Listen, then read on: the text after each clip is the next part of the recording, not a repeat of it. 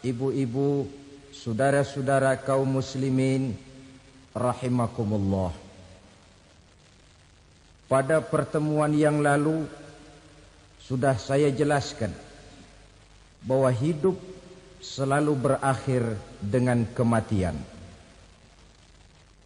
Apabila datang kematian menimpa seseorang, datanglah kiamat baginya. Itu yang disebut dengan kiamat kecil. Hakikatnya mati adalah perpindahan dari kehidupan di dunia ini menuju kehidupan di alam barzakh. Menunggu kita di alam barzakh sampai datangnya saat kiamat. Entah 10 tahun, entah 100 tahun, entah 1000 tahun, hanya Allah saja yang maha tahu. Adapun orang-orang beriman yang melakukan amal kebajikan dalam kehidupan di dunia ini, masa penantian yang lama di alam barzakh buat mereka sebentar saja. Tetapi bagi orang-orang kafir yang ingkar, yang tidak beriman kepada Allah, yang hidup di dunia cuma menumpuk-numpuk dosa, tentu penantian di alam barzakh akan merupakan waktu yang sangat lama. Bukankah dalam kehidupan kita waktu itu memang relatif? Contoh misalnya, bagi pemuda-pemudi yang sedang duduk asyik memadu cinta, waktu 4-5 jam saja rasanya cuma 4-5 menit. Tenggelam oleh keasikan. Tapi buat orang yang berbaring di rumah sakit, meratap di balik-balik apa itu tembok derita kata lagu, di balik dinding-dinding penjara, sehari bagai seminggu, seminggu rasa sebulan, sebulan boleh jadi rasa setahun. Penantian yang sangat lama. Kapan kiamat itu akan datang? Ini rahasia Allah. Jangankan kita yang orang awam, baginda Nabi sendiri tidak diberitahu oleh Allah kapan kiamat itu akan terjadi. Tetapi sungguh pun demikian, banyak hadis-hadis yang menjelaskan ciri atau tanda-tanda datangnya kiamat. Nah, kalau sudah bicara soal tanda, tanda kiamat itu ada 2. Pertama yang disebut alamatus sughra, tanda-tanda kecil. Ini waktunya masih ada tenggang. Ada yang dinamakan alamatul kubra, tanda-tanda besar. Artinya kiamat sudah diambang pintu. Apa tanda-tanda kecil dari datangnya hari kiamat itu? Misalnya kata Nabi, apabila ilmu sudah diangkat oleh Allah. Artinya apabila ulama sudah banyak wafat, minat orang belajar agama berkurang, lalu kebodohan nampak merajalela di mana-mana, zina dikerjakan secara terbuka, minuman-minuman keras jadi kebanggaan, itu termasuk di antara tanda-tanda kecil terjadinya hari kiamat. Apalagi misalnya iza waladatil ammatu rabbataha, apabila budak sudah melahirkan tuan. Apa maksudnya? Ada yang mentafsirkan apabila anak sudah bisa membudaki orang tuanya. Orang tua yang melahirkan dia, yang membesarkan dia, demi setelah si anak besar jadi orang berpangkat, bertitel, berharta, berkedudukan. Jadilah orang tua itu budaknya. Sehingga sering dibilang kalau orang tua kaya, anak jadi raja. Tapi kalau anak yang kaya, orang tua sering jadi budak. Apalagi munculnya fitnah yang bergelombang. timbul perang antara dua bangsa yang besar, waktu berjalan terasa sangat pendek sekali. Itu merupakan tanda di antara tanda-tanda kiamat. Termasuk di dalamnya sulit membedakan mana laki, mana perempuan. Kan kalau tanda-tanda kayak begini sekarang sudah banyak kita lihat kan. Ulama banyak wafat, penggantinya sulit. Zina dikerjakan berterang-terangan, minuman keras jadi kebanggaan. Banyak anak membudaki orang tuanya, sulit membedakan mana laki, mana perempuan. Kadang-kadang dari belakang kita lihat perempuan benar, begitu kita colek nengok jenggotan.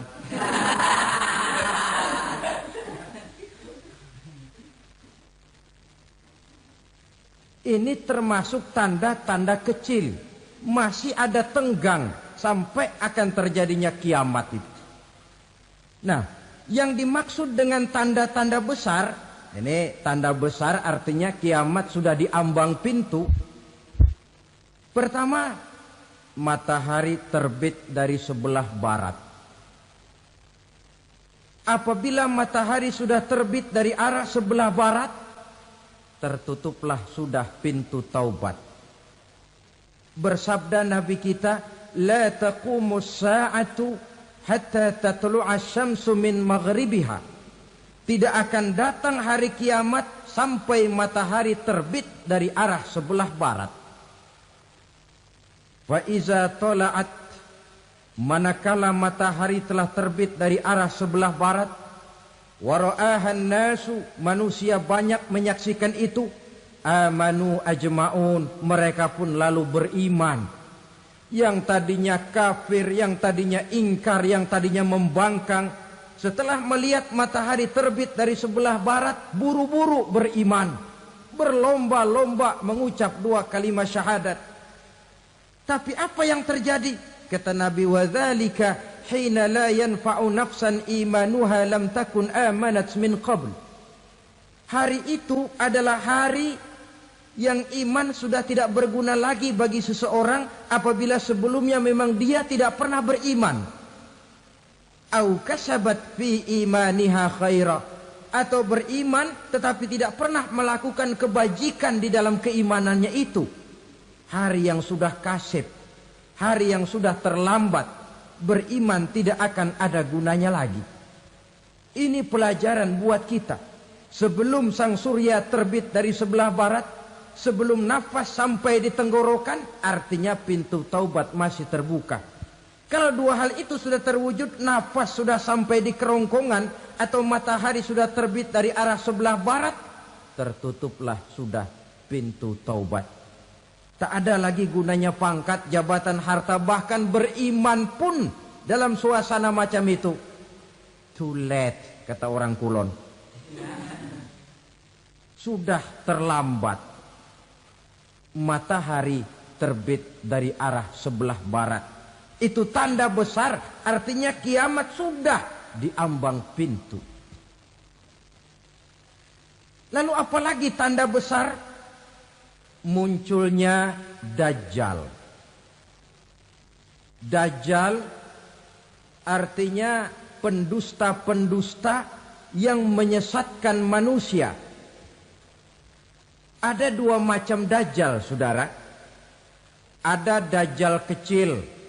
Ini Dajjal kelas teri. Kalau ini sejak zaman Rasulullah sudah ada itu. Tiap zaman ada. Di zaman Rasulullah misalnya ada yang bernama Aswad al-Unsi dari Yaman. Ada yang namanya Musailamah al-Kazzab dari Yamamah. Ada yang namanya Ibnu Sayyad dari Madinah. Ini Dajjal-Dajjal di zaman Rasul. Musailamatul Kazzab memproklamirkan diri jadi nabi dia. Di zaman Rasul masih hidup.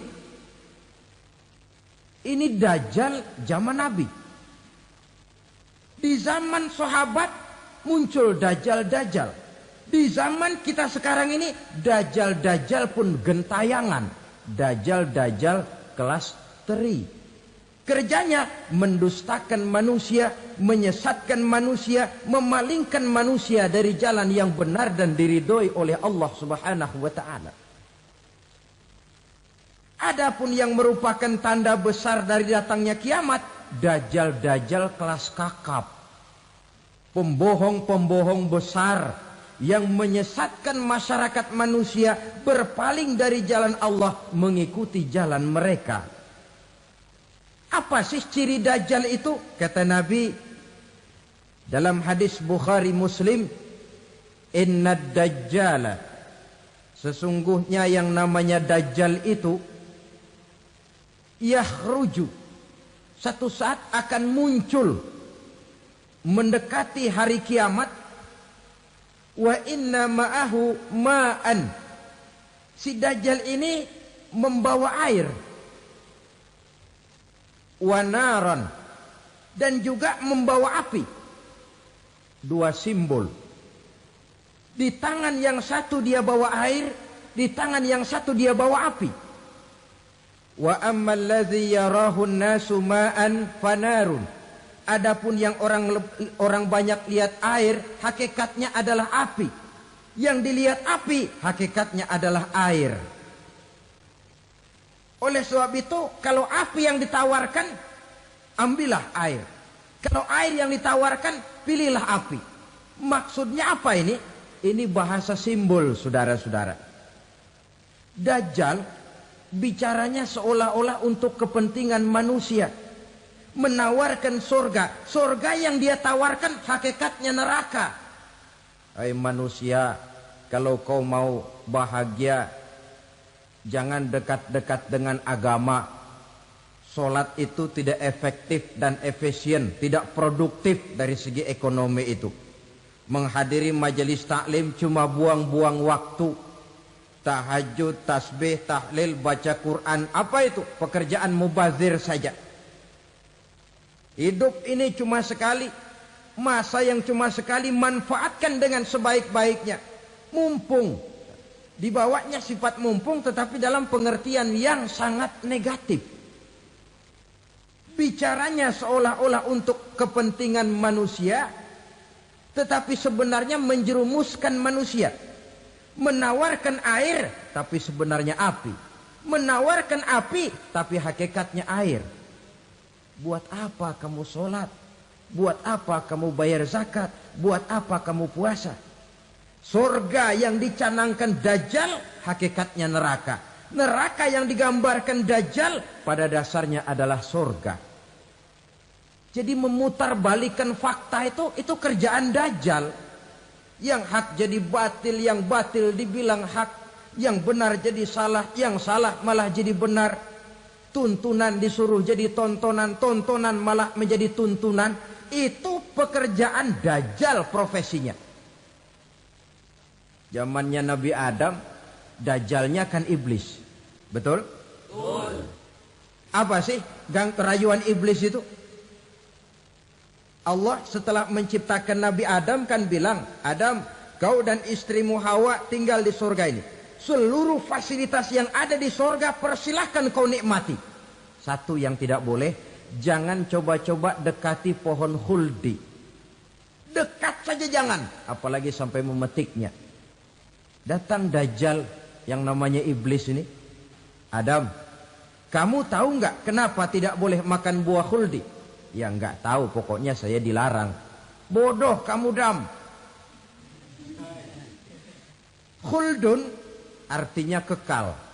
Kalau kamu makan itu buah, kau akan kekal di surga buat selamanya. Allah tidak kepengen, maka dilarang kamu makan buah khuldi. Kalau kau ingin kekal di surga Adam, makan saja. Saya bicara begini ini untuk kepentingan kamu Adam. Ini kan ciri-ciri Dajjal.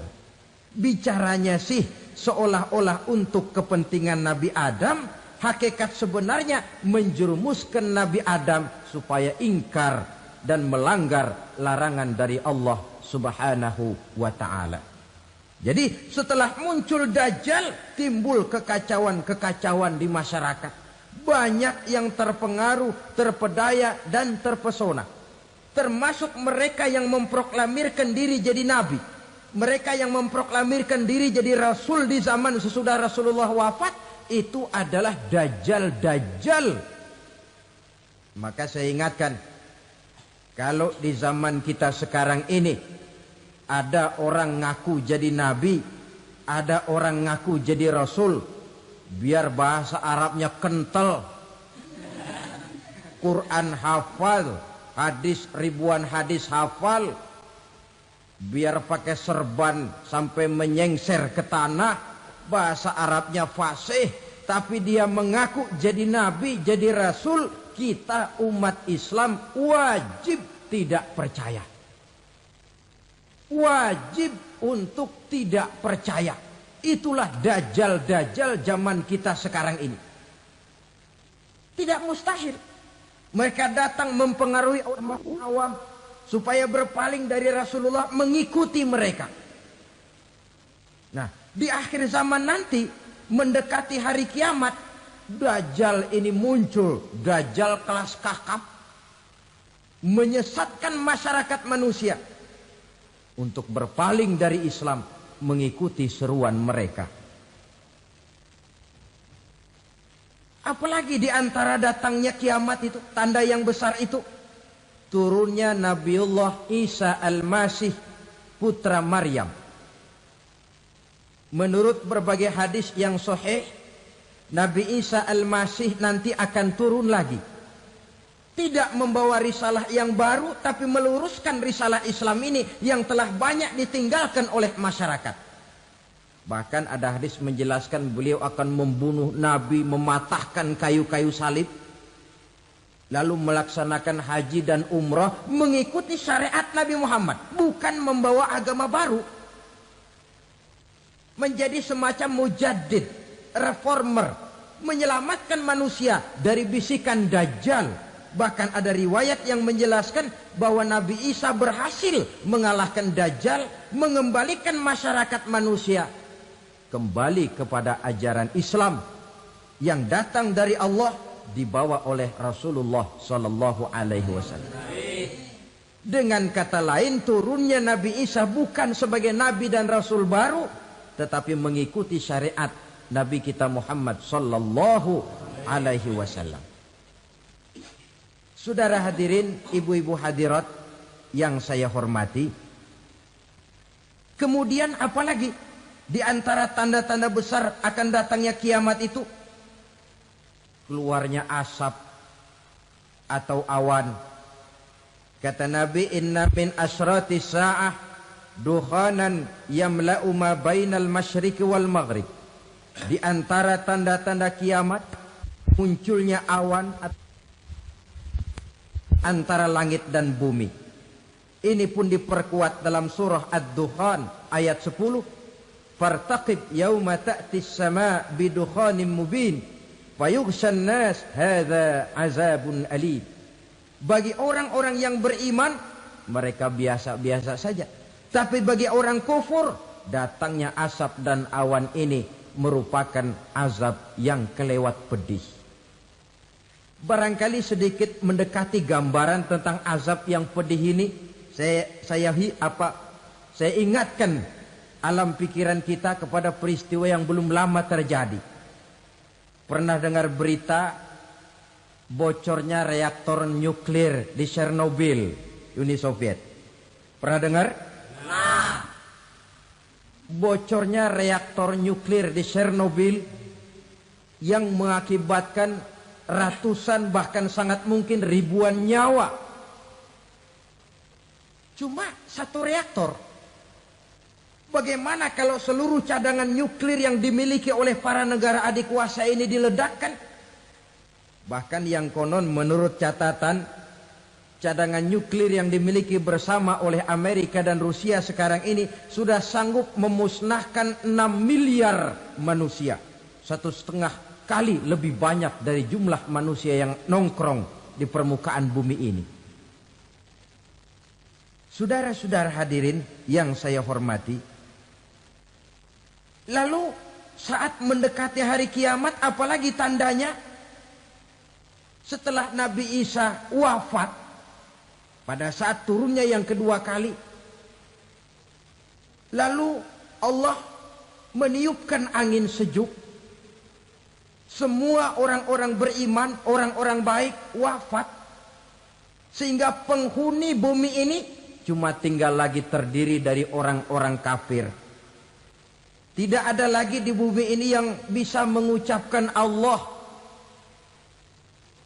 Sehingga dalam hadis qudsi itu ada keterangan, Innallaha azza wa jalla yaqulu li Israfil.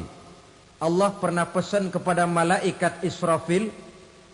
Kata Allah, Israfil, Iza sami'ta qailan yaqul Allah Allah fa akhirin nafah 40 sanatan ikraman liqailiha. Hai Israfil, apabila kau dengar di permukaan bumi masih banyak orang yang mengucapkan Allah Allah, maka tunda sangkakala kiamat itu 40 tahun. Untuk apa? Ikraman liqailiha, menghormati orang yang mengucapkan Allah Allah itu. Wah, jadi karena sekarang masih banyak yang mengucapkan Allah, besar hatilah kita, masih jauh kiamat itu. Tapi jangan lupa, kiamat pribadi, kiamat kecil itu yang gak kita sangka-sangka.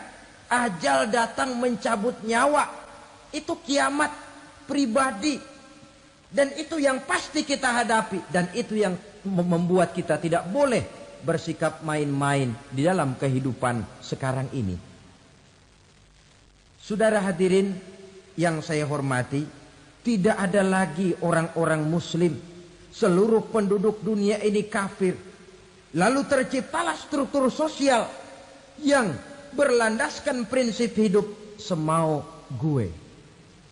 Bakal terjadilah prinsip di mana yang kaya menyantap yang miskin, yang kuat menindas yang lemah.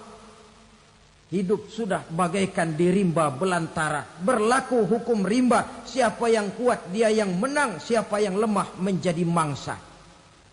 Timbul kekacauan, maksiat merajalela, munkarat menjadi-jadi. Sehingga isi bumi ini penuh dengan segala macam perbuatan dosa. Tidak ada perlunya lagi alam diperpanjang temponya. Datang saat yang sudah dijanjikan oleh Allah Azza wa Jalla. Maka terjadilah yang disebut kiamat kubra. Kiamat besar, kiamat ancur-ancuran. Bagaimana kejadian ini dimulai? Dalam surah Az-Zumar ayat 68, Allah subhanahu wa ta'ala berfirman, wa nufikha fis suri fasa'iqa man fis samawati wa man fil ardi illa man sya'allahu. Maka manakala ditiuplah sangkakala, terkejutlah seluruh yang ada di langit dan seluruh yang ada di bumi. Bila saat kiamat datang, Allah perintah malaikat Israfil, Israfil, tiup sangkakalamu. Ditiuplah sangkakala oleh malaikat Israfil. Yang akibat daripada tiupan itu, seluruh yang ada di langit, seluruh yang ada di permukaan bumi terkejut. Yang ada di langit siapa? Malaikat kan. Bayangin aja kalau malaikat kaget, apalagi kita. Terkejut seluruh makhluk yang ada di bumi, yang ada di langit mendengar suara sangkakala itu. Bunyinya tidak sanggup kita bayangkan dahsyatnya. Ledakan nuklir, ledakan neutron, belum apa-apa ketimbang bunyi sangkakala malaikat Israfil ini. Nah, lalu mendengar bunyi sangkakala ini, gemparlah makhluk, kacaulah alam. Bumi gempa, planet-planet bertabrakan, gunung meletus, air laut tumpah ke darat, angin topan bertiup, halilintar menyambar. Lalu semua yang bernama hidup mati total.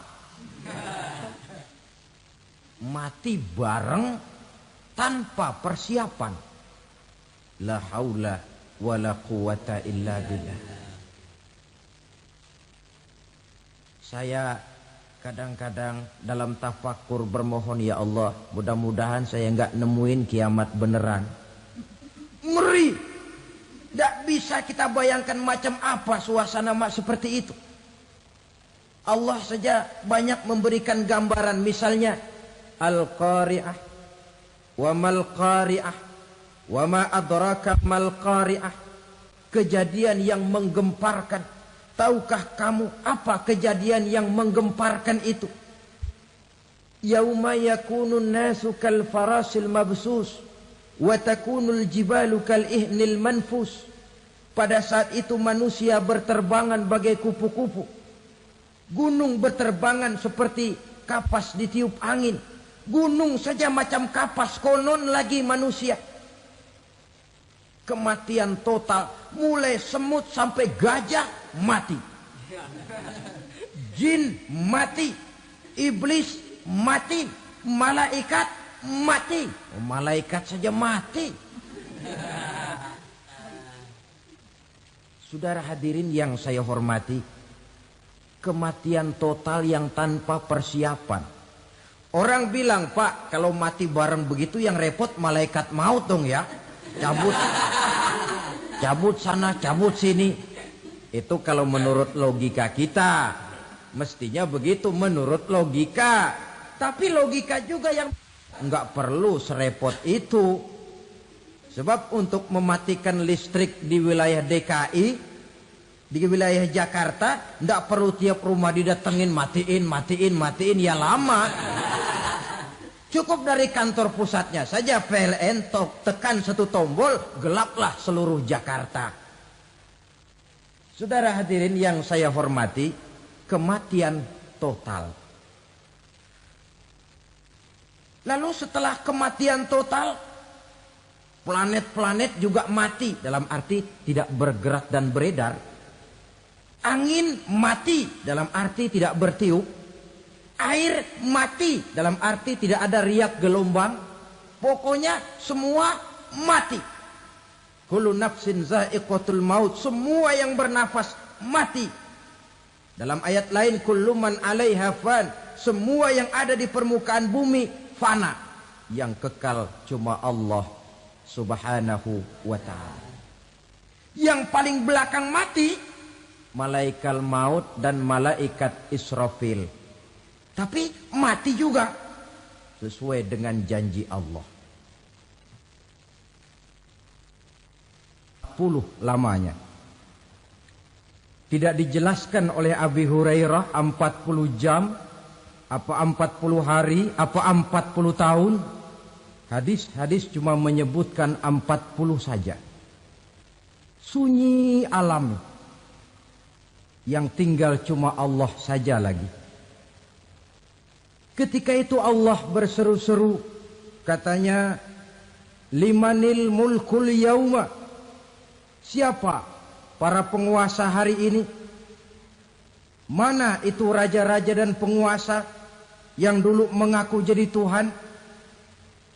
Fir'aun. Mana Fir'aun sekarang?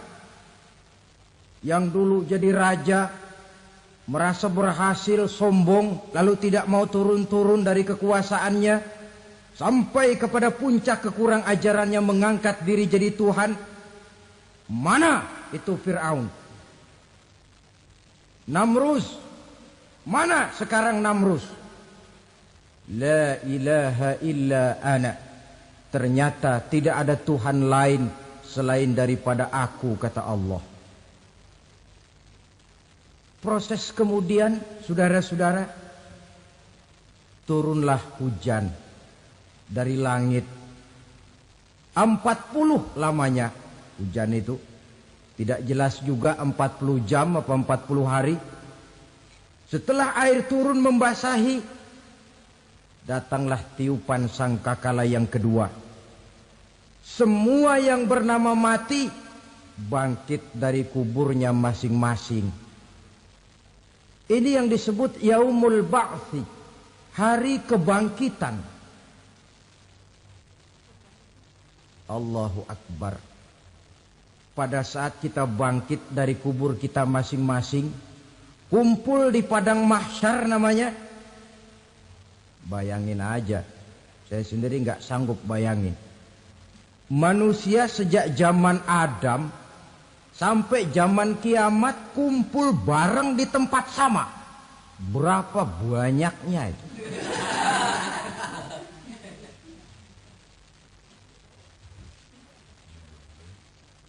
Dan yang luar biasa menurut satu riwayat, pada saat bangkit itu, Masya Allah, roman muka kita berubah.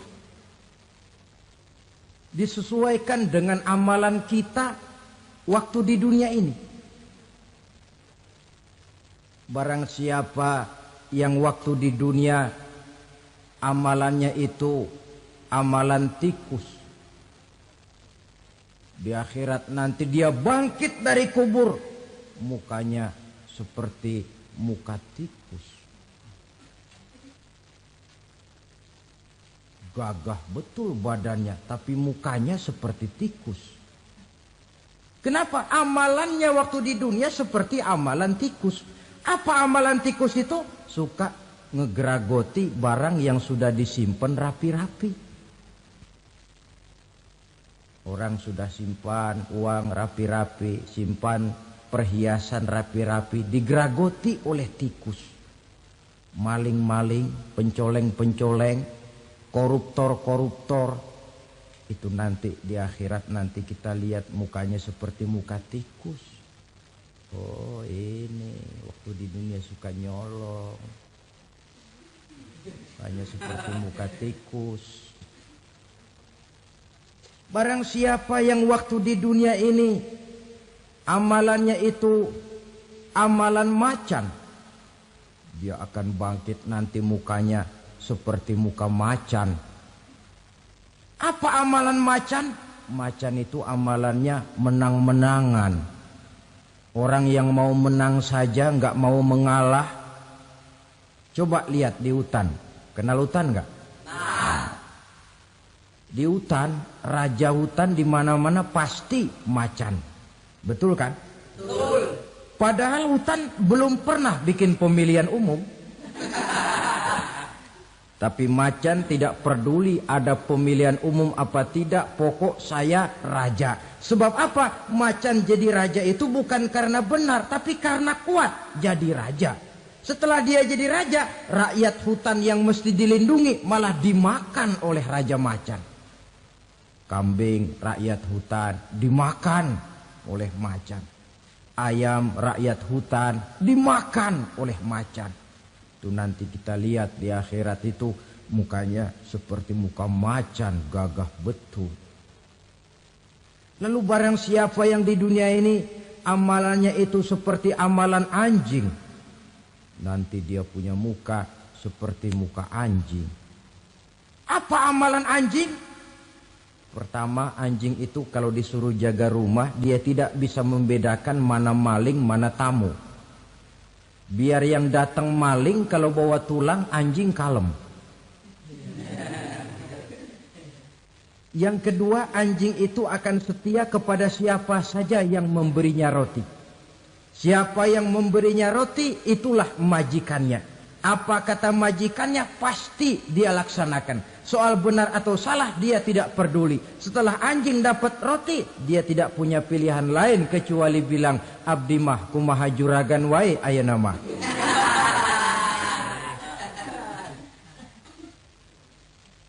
Saudara hadirin yang saya hormati,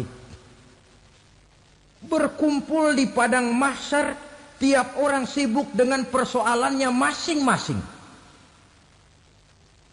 Matahari waktu itu didekatkan oleh Allah. Panas luar biasa. Ada yang saking panasnya itu mencucurkan peluh keringat sampai sebatas mata kakinya. Ada yang keringatnya sampai sedengkulnya. Ada yang keringatnya sampai sepusatnya. Ada yang keringatnya mengalir sampai sebahunya. Ada yang kelelap oleh keringatnya sendiri. Sementara orang di sampingnya nggak apa-apa. bergantung lagi amalan dia waktu di dunia ini. Saudara-saudara, sebagian orang dalam kepanikan padang mahsyar berombong-rombong datang mereka menghadap Nabi Adam. Ya Adam, anta abal bashar. Hai Adam, Tuhan adalah bapak moyang manusia. Kami sebentar lagi akan disidang, dimintakan pertanggungan jawab. Tolonglah kami, hai Adam. Kata Nabi Adam, jangankan nolongin sampean, saya sendiri tanggung jawab di hadapan Allah ketika dulu tidak boleh makan khuldi, saya serobot. Sudahlah, urus diri masing-masing saja, nafsi. Begitu kata Nabi Nuh, begitu kata Nabi Ibrahim. Tiap orang bertanggung jawab sendiri-sendiri. Ketika itulah saudara-saudara, nikmatnya menjadi umat Nabi besar Muhammad sallallahu alaihi wasallam. Sebab apa? Walaupun menurut abjad kita ini umat paling belakang, karena paling belakang kita ini toh, karena Nabi Muhammad adalah Nabi akhir, tapi akan dihisap lebih dulu, lewat di atas sirat lebih dulu, masuk surga lebih dahulu ketimbang umat-umat belakangan. Ketika Rasul mendekati ajal, beliau tanyakan itu kepada malaikat Jibril. Malaikat Jibril berkata, Muhammad jangan khawatir, Allah sudah berjanji, inni haramtul jannata ala sairil anbiya hatta tadkhulaha anta wa haramtuha ala sairil umami hatta tadkhulaha ummatuka. Surga aku haramkan buat seluruh nabi kecuali kalau engkau Muhammad sudah masuk ke dalamnya, dan surga aku haramkan buat seluruh umat kecuali kalau umatmu Muhammad sudah masuk ke dalamnya. Logikanya, walaupun menurut abjad kita umat paling belakang, bakal dihisap paling dulu, lewat di atas sirat paling dulu, masuk surga paling dulu, kalau mampir ke neraka juga paling dulu. Ya resiko. Jangan mau enaknya aja paling dulu. Saudara hadirin yang saya hormati, setelah masa kebangkitan, itu jangan dikira begitu bangkit langsung diperiksa. Masih menunggu menanti ribuan tahun. Perhitungan padang mahsyar. Untuk sampai kepada proses yang disebut yaumul hisab. Hari perhitungan. Seorang demi seorang bakal dipanggil. Bayangkan saja, kita se-RT saja di absen, kadang-kadang perlu waktu lama. Ini manusia sejak zaman Nabi Adam sampai datang hari kiamat, satu demi satu disidang di hadapan Qadhi Rabbul Jalil. Status sosial copot sudah waktu itu. Yang pernah jadi hartawan di situ tidak lagi kelihatan kehartawanannya. Yang pernah jadi jenderal tidak lagi dipanggil jenderalnya. Yang ustadz tidak lagi dipanggil al-mukarramnya. Seluruh status sosial selesai. Dipanggillah kita seorang demi seorang menghadap Qadhi Rabbul Jalil. Bagaimana proses penghisaban itu? Pertama, proses tanya jawab. Di antaranya ada hadis menyatakan, lan tazula qadama 'abdin yaumal qiyamah hatta yus'ala an arba'i khisalin. Besok di hari kiamat tidak akan bergeser telapak kaki seorang hamba sampai dia ditanya lebih dulu tentang 4 persoalan. Tentang ilmunya. Kemana ilmu itu diamalkan? Tentang umurnya. Di mana umur itu dihabiskan? Tentang masa mudanya. Kemana masa muda itu dipakai? Tentang hartanya. Dari mana harta itu didapat dan kemana harta itu dibelanjakan. Ini termasuk proses tanya jawab. Jadi kalau istilah pengadilan dunia, nama Fulan bin Fulan. Kamu waktu di dunia diberikan umur panjang untuk apa? Pernah mengalami masa muda, kemana kau habiskan masa remajamu? Kau diamanahkan ilmu, dengan apa ilmumu kau amalkan? Kau diberikan harta, dari mana harta kau dapat, kemana kau belanjakan? Tak seorang pun yang bisa mungkir Sebab apa? Dikala itu yang menjadi saksi bukan orang. Yang menjadi saksi adalah seluruh anggota badan kita. Tangan bicara, kaki jadi saksi terhadap seluruh amalan yang pernah kita kerjakan pada saat kehidupan di alam dunia ini. Selesai proses tanya jawab, lalu diperlihatkan buku catatan kita waktu hidup di dunia ini. Jangan lupa Allah itu menyiapkan 2 superkomputer kepada kita. Sebelah ditempelin sebelah kanan, yang sebelah tempelin di sebelah kiri. Komputer itu namanya Raqib dan Atid. 2 malaikat yang apabila baik kita lakukan, refleks saja akan menulis kebajikan kita. Jahat kita kerjakan akan tertulis. Catatan itu nanti diperlihatkan kepada kita. Waduh, alangkah malunya pada saat diperlihatkan catatan kita, buku rapot kita merah melulu.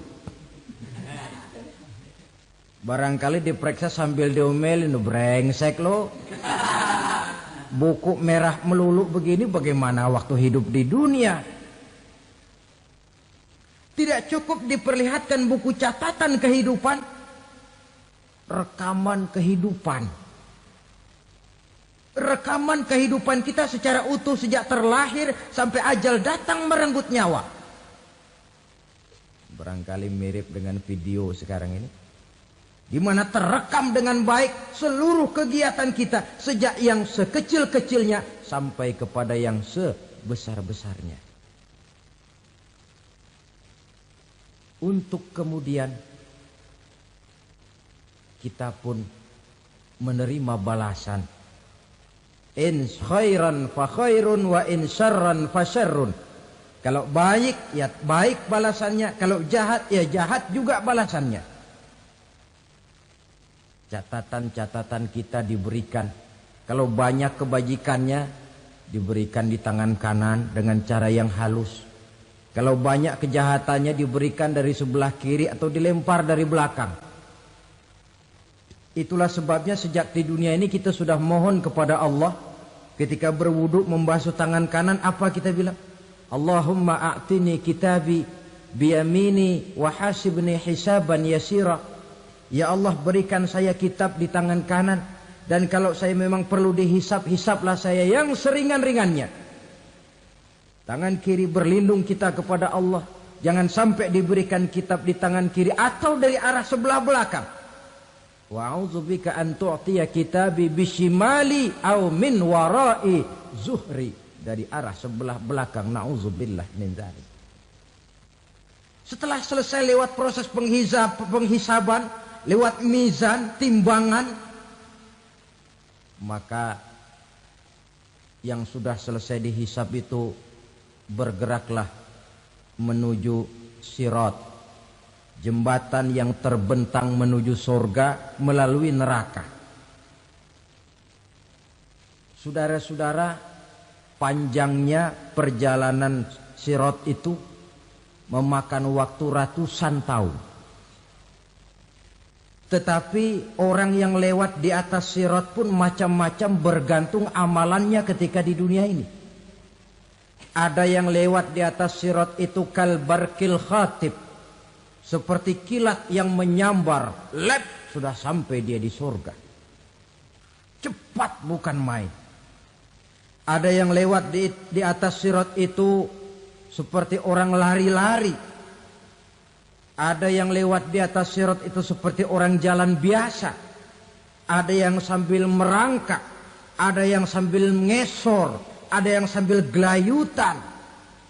Ada yang selamat sampai ke ujung ke surga, ada yang tergelincir jatuh masuk ke dalam neraka, bergantung amalannya dalam kehidupan di dunia sekarang ini.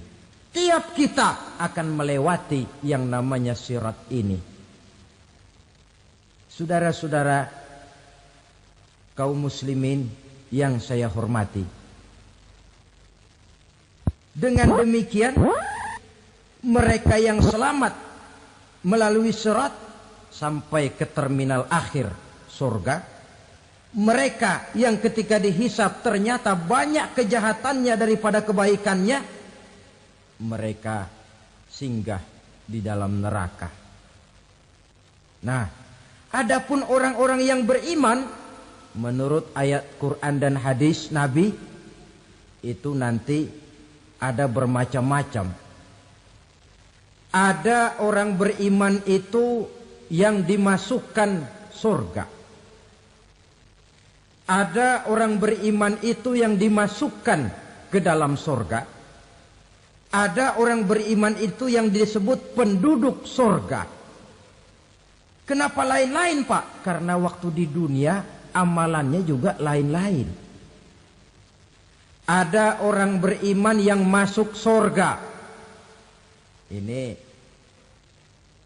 paling murah tiketnya. Mau masuk surga? Kata Nabi begini, ma min abdin qala la ilaha illallah thumma mata ala dhalik illa dakhalal jannah. Kalau seorang hamba sudah mengucap 2 kalimat syahadat, dia yakin dengan kebenaran kalimat itu sampai matinya, orang itu akan masuk surga. Abi Dzar yang waktu itu diajak bicara heran, ya Rasul kok gampang betul? Iya. Walaupun orang itu mencuri, iya. Walaupun orang itu berzina, iya. Biar dia mencuri, biar dia berzina, kalau dia sudah mengucap 2 kalimat syahadat, dia yakin dengan kebenaran kalimat itu sampai matinya, itu orang akan masuk surga. Jadi masuk surga cukup 2 kalimat syahadat, yakin sampai mati, masuk surga. Itu perkara masuk. Tapi kalau pertanyaannya diterusin, masuknya kapan, Pak? Nah, ini lain lagi urusannya. Sebab ada yang masuknya itu langsung, ada yang mampir dulu. Di sana tempat cuma 2. Kalau tidak surga, neraka. Mau ke surga, tapi mampir dulu. Yang mampirnya jelas di neraka. Kenapa? Dalam hadis qudsi ada riwayat. Nanti itu di akhirat, setelah Allah selesai mengatur penduduk surga masuk surga, yang neraka masuk neraka, Allah berkata kepada malaikat Malik, malaikat Malik, labaik ya Allah. Itu bajingan-bajingan tengik, manusia-manusia durjana yang waktu di dunia tidak mau sujud, jauh dari ulama, gemar melakukan yang munkarat dan maksiat, hidup di tengah masyarakat selalu jadi bibit keonaran, kufur, sudah masuk neraka semua. Sudah ya Allah. Nah, kalau sudah, coba sekarang kamu masuk, Malik. Saya, iya, masuk neraka. Mau apa ya Allah? Kata Allah, akhriju minan nar man kana fi qalbihi misqala habbatin min khardalin min iman. Kau masuk neraka, cari di dalam neraka orang-orang yang ada imannya walaupun kecil sebesar biji zarah, angkat mereka keluar. Masuk malaikat Malik ke neraka, cari orang yang ada imannya, korek-korek. Ya repot, udah pada gosong. Yang ada imannya diangkat ke atas, yang ada imannya diangkat ke atas. Lalu dimandikan di Nahrul Hayat, namanya sungai kehidupan di akhirat nanti. Cakep lagi rupanya, bersih lagi wajahnya, apel di hadapan Allah. Kata Allah, bagaimana Mas? Kapok enggak sampean? Kapok ya Allah. Nah, kalau kapok, idhab fadkhulil jannah. Pergi, masuk surga sana. Berangkat mereka ke surga. Ketemu sama teman-temannya yang udah sampai lebih dulu, yang enggak pakai mampir lagi. Terjadi dialog. Kata teman-temannya yang udah pada nyampe duluan, Mas, iya, emang baru sampai? Saya baru sampai. Memang mampir di mana dulu, Mas? Kita sudah lama sampai di surga. Saudara buka surah Al-Muddatsir ayat 34-35. Ma salakakum fis saqar? Kenapa kamu mampir di neraka Saqar? Qalu lam naku minal musallin. Mereka menjawab, kami mampir di neraka Sakor mas, gara-gara dulunya kami waktu di dunia tidak pernah sholat. Tidak pernah sholat? Tidak pernah.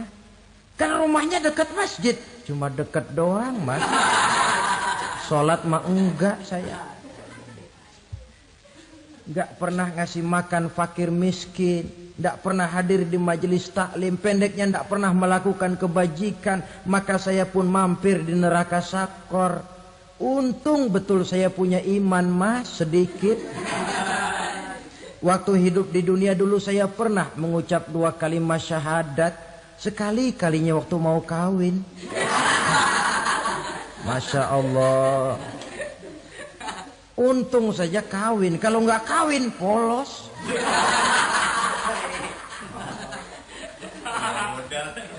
Itu juga pengulu sudah setengah mati ngajarin. Asyhadu alla, asyaduaan, asyaduaan.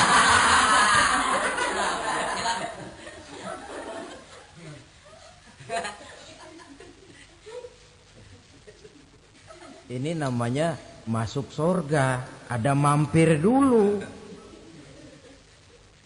Ada pula orang mukmin itu yang dimasukkan surga. Namanya dimasukkan kan terima beres.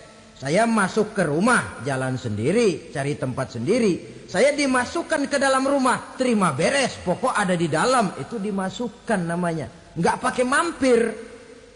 Tapi tentu tiketnya lebih mahal ketimbang yang pertama tadi. Apa kata Allah? Innal ladzina amanu wa 'amilus shalihat la ukaffiranna 'anhum sayyi'atihim wa la udkhilannahum jannah. Sesungguhnya orang-orang yang beriman kemudian beramal soleh, kami hapuskan segala dosa dan kesalahannya, kami masukkan mereka ke dalam surga. Lihat ayatnya. Allah yang memasukkan, kita yang dimasukkan. Tidak pakai transit, tidak usah mampir. Cuma tidak cukup syahadat, tidak cukup amanu, tapi diiringi dengan wa'amilus salih. Iman, amal. Tidak cukup syahadat, lalu dibuktikan dia sholat, dia zakat, puasa, lalu dia melakukan berbagai macam kebajikan. Ini yang menyebabkan dia tidak pakai mampir di tempat yang bernama Sakor. Lalu ada pula orang mukmin itu yang disebut penduduk sorga. Wah, ini sudah VIP ini. Ashabul jannah, penduduk sorga. Siapa mereka? Kata Allah, innal ladzina amanu summa istaqamu fala khaufun 'alaihim wala hum yahzanun ulaika ashabul jannah hum fiha khalidun. Sesungguhnya orang-orang yang beriman lalu istiqamah tetap dalam melaksanakan perintah Allah, tidak goyang, tidak labil tapi stabil, istiqamah, mereka tidak takut dan tidak bersedih hati. Merekalah penduduk surga. Iman, istiqamah. Tidak punya duit, sembayang. Banyak duit, sembayang. Miskin, sembayang. Kaya, tetap sembahyang. Istiqomah. Kadang orang kalau susah rajin ke masjid, banyak duitnya ngelihat masjid melengos. Waktu miskin hamba Allah, setelah kaya jadi hamba harta. Bergeser, tidak ada nilai istiqomahnya. Saudara-saudara, dengan begitu penduduk neraka itu dua. Ada penduduk permanen, ada penduduk yang semi permanen. Yang semi permanen orang-orang beriman yang mempunyai dosa besar. Mereka masuk ke neraka untuk menerima azab sesuai dengan dosanya. Bila selesai masa azab itu, mereka akan diangkat untuk ditempatkan kembali ke dalam surganya Allah Subhanahu wa ta'ala. Nah, dikala itulah saudara-saudara, ada yang disebut syafaat dari Rasulullah Sallallahu Alaihi Wasallam. Tapi tentu jangan lupa syafaat ini ibarat kain menambal dia. Kita punya kain bolong-bolong sedikit, syafaat yang menambal. Solat kita ada kurang dikit, sedekah kita ada campur riak dikit, amalan kita ada tidak karena Allah dikit. kita berharap syafaat.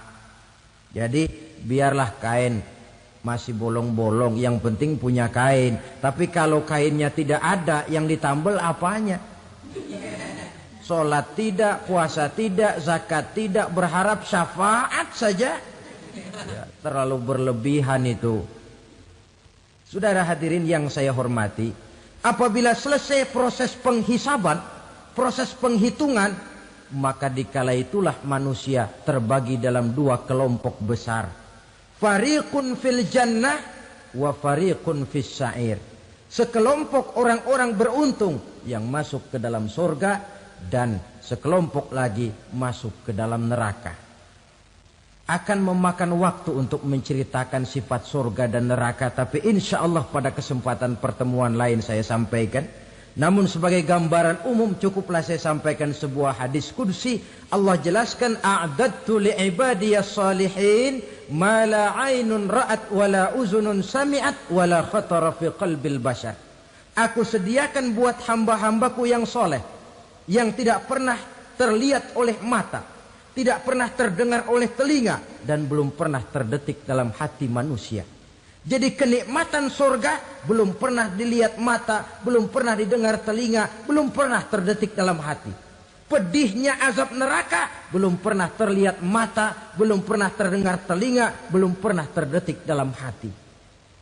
Saudara hadirin yang saya hormati, oleh karena itu sebagai uraian akhir daripada kiamat ini, marilah sama-sama kita memanfaatkan hidup dengan sebaik-baiknya, supaya jangan timbul penyesalan di hari kemudian nanti. Mudah-mudahan kita seluruhnya diselamatkan Allah dari azab neraka dan mendapat surga dan ridho-Nya.